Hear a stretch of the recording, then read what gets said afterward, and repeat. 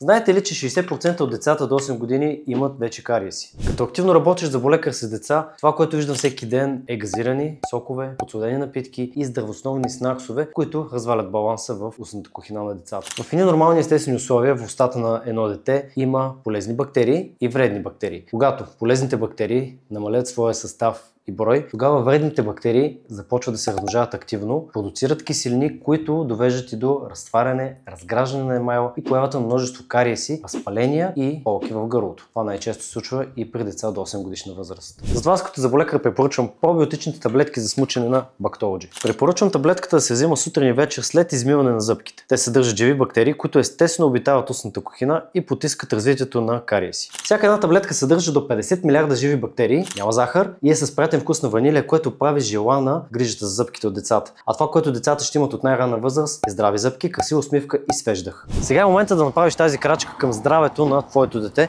като посетиш сайта на Българбиотика.